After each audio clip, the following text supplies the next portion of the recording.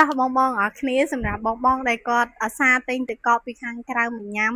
មានការភ័យព្រួយចំពោះខ្លាចទិញទៅប៉ះទឹកកកស្អាតញ៉ាំទៅប៉ះពាល់ដល់សុខភាពហើយពិសេសសម្រាប់បងដែលអត់សូវមានពេលវេលាសម្រាប់ច្រកទឹកសម្រាប់ក្លាសេសម្រាប់ញ៉ាំណាបងក៏លេចមកមើលទូទឹកកក LG ប្រភេទនឹងបានគឺមានទាំងទឹកកកអូតូនិងកន្លែងចុចទឹកញ៉ាំហើយកាន់តែពិសេសទូទឹកកក LG មួយនឹងគឺជាប្រភេទ inverter សន្សំសំចៃភ្លើងហើយក្រៅពីនេះទៀតគឺខាងក្នុងគឺធំទលាយខ្លាំងមែនទែនបងសម្រាប់បងដែលគាត់អត់សូវងាយចុះផ្សារមានន័យថាមួយអាទិត្យអីគាត់ទៅផ្សារម្ដងគាត់ត្រូវទិញបន្លែទិញសាច់ឲ្យមកទុកនៅផ្ទះណាបងអាចជ្រើសធម្មតានឹងបានគឺធំទលាយខ្លាំងមែនទែនបងទាំងប្រអប់ដាក់បន្លែទាំងកន្លែងដាក់សាច់គឺ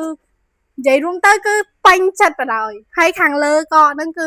បងចង់បកកសាច់ប្រហែលគីឡូក៏បានដែរមួយគឺធំទលាយខ្លាំងមែនទែនកលេចមកមើលប្រអប់ទឹកកកដែលផលិតអូតូនឹងវិញគឺទលាយខ្លាំងមែនទែនបងហើយនិយាយរួមទៅគឺសុវត្ថិភាពក្នុងការញ៉ាំបងអាចចាក់ទឹកស្អាតយើងបងចាក់ទឹកហើយវាផលិតទៅជាទឹកកកសម្រាប់យើងញ៉ាំបានហើយអាទឹកហ្នឹងក៏វាយើងអាចចុចញ៉ាំនៅខាងក្រៅបានផងដែរបងហើយកាន់តែពិសេសទៅទៀតគឺទូទឹកកក LG ប្រភេទនេះគឺមានមុខងារដល់ cooling សម្រាប់សេវចំហាយត្រជាក់នឹងកុំឲ្យវាភាយចេញក្រៅអញ្ចឹងនៅពេលដែលបងបើកទ្វារទូញឹកញាប់ទៅក៏វាអត់សូវស៊ីភ្លើងដែរបង